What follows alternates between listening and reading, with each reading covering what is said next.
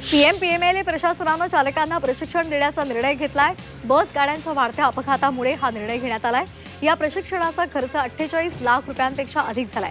मात्र बस गाड्यांच्या वाढत्या अपघातांच्या घटनांवरून हे प्रशिक्षण केवळ नावापुरतंच असल्याचं दिसून येतंय।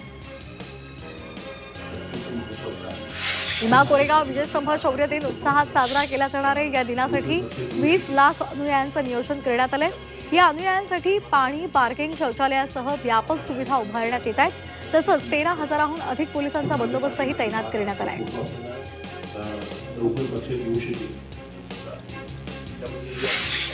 पुण्यातील खेड, आंबेगाव, जुन्नर, शिरूर तालुक्यामध्ये धुक्याचं साम्राज्य पाहायला मिळते। या दाट धुक्यामुळे शेतकऱ्यांची चिंता मात्र वाढली आहे। या दाट धुक्यामुळे कांदा, गहू सारख्या पिकांवर करपा रोगाचा प्रादुर्भाव वाढणार असल्यामुळे शेतकऱ्याची चिंता वाढली आहे। पुण्यातील पुरंदरमध्ये आंतरराष्ट्रीय विमानतळासाठी भूसंपादनाची पावलं उचलण्यात आली आहे। यामुळे आगामी काळामध्ये पुरंदरमध्ये विकासाला चालना मिळणार आहे। मार्गाच्या भोवतीनं विकास व्हायला मदत होणार आहे।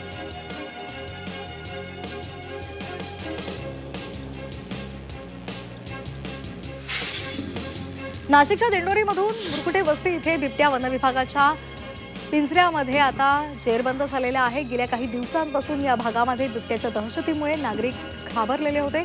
अखेर बिबट्या वनविभागाच्या पिंजऱ्यामध्ये अडकलाय। नाशिकमध्ये थंडीचा कडाका वाढलाय। अंड्यांच्या मागणीमध्ये मोठी वाढ झाली आहे। या वाढत्या मागणीमुळे अंड्यांचे दर उच्चांकी पातळीवर पोहोचले। एका अंड्याची किंमत आता 9 रुपयांवर गेली आहे। या थंडीमुळे अंड्यांसह चिकन आणि मटणाच्या दरातही 50 रुपयांची वाढ झाली आहे। नाशिकच्या सटाणामध्ये कंधाणे भागडा इथल्या डोंगराच्या माथ्यावर भीषण आग लागली। या आगीमुळे शेकडो हेक्टरवरील वनसंपदा जळून गेली आहे। मात्र या आगीचं कारण अद्याप अस्पष्ट असल्यामुळे अज्ञात व्यक्तीनं ही आग लावल्याचा अंदाज वर्तवला जातोय। नाशिकसह मालेगाव महापालिकेच्या निवडणुकीसाठी आरपीआयचे एबी फॉर्म तयार झालेले आहेत। मात्र आरपीआय अद्याप युतीसाठी प्रतीक्षेत आहे। त्यामुळे पूर्ण ताकदीनं आरपीआय पक्ष निवडणुकीमध्ये उतरेल असा विश्वास व्यक्त केला जातो।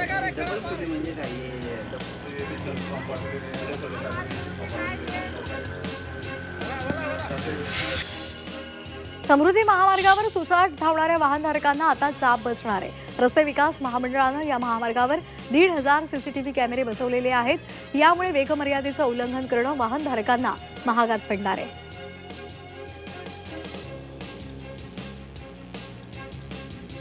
छत्रपती संभाजीनगर महापालिका निवडणुकीसाठी उमेदवारी अर्ज भरण्याची प्रक्रिया 23 डिसेंबरपासून सुरू झाली आहे। तरी सुद्धा छत्रपती संभाजीनगरमध्ये प्रशासकीय यंत्रणेमध्ये मोठी ढिलाई दिसून येते।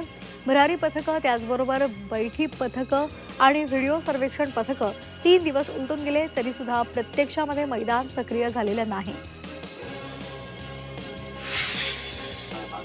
छत्रपती संभाजीनगरमध्ये गेल्या काही दिवसांपासून तापमानामध्ये चढउतार पाहायला मिळत आहेत। किमान तापमानामध्ये अचानक 10 अंश सेल्सिअसपर्यंत ते घसरलेले आहे। त्यामुळे नागरिकांना पुन्हा एकदा कडाक्याच्या थंडीचा अनुभव घेता येतोय।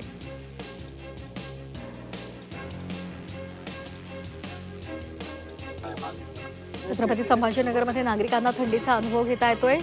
तापमानामध्ये चढउतार सुरूच आहेत। पुन्हा एकदा आता नागरिक कडाक्याच्या थंडीचा अनुभव घेत आहेत। तापमापकातला पारा हा घसरलेला आहे आणि त्यामुळे कडाक्याची थंडी सध्या छत्रपती संभाजीनगरमध्ये पडलेली आहे।